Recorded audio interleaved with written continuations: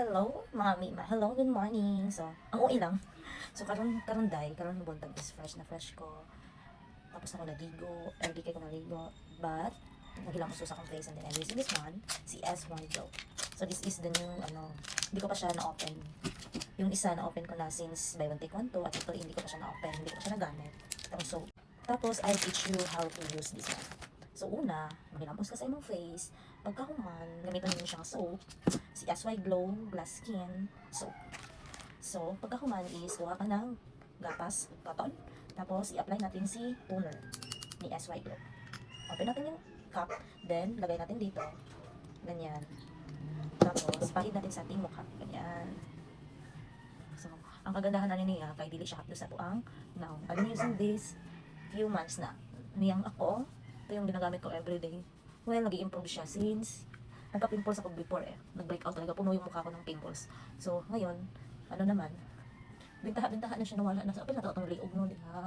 Mato sa face, nagnato dire. So, tingnan mo, kahit nakaligo ako, meron pang dumi, diba? Nakaligo na, naglamos na, pero bigay na, dumawala ang, buling. So, diba, So, ito yung nakuha nating dumi dito, using this toner. So, after this one, fresh yung face mo, hindi mahagdi sa skin, at hindi masakit kapag ginaganon mo, i-use everyday. Since it's daytime ngayon, is, dalawa kasi siya. Meron siyang night cream, meron siyang day cream, at meron siyang night cream. Tapos man natin yung naka-toner na tayo, everything's done. So, the next step naman, is ito ang cream. Lalagay natin si whitening day cream.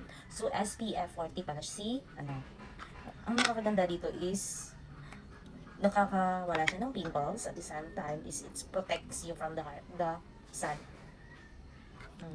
So, lalagay na tayo ng small amount sa face natin. Pwede mo na nga siyang ipa-foundation Ang kagandahan din dito, hindi din siya masakit sa balat. Tapos dili ka mamaknit bitaw sa imong kuan. Gunahan kay kuan niya. So, dili ko matingala nga ng bestseller kay ni siya karon no. Grabe ka bestseller kay ni si Glass Skin. Super amazed talaga ako dito. Daming mga good reviews and feedback din ito before ako nag-buy nito. Diba? Tingnan lang. Parang natural lang. Parang foundation lang siya.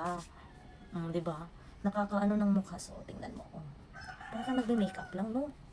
So, normal look lang. Kaya, ganda talaga ng Glass Skin na to.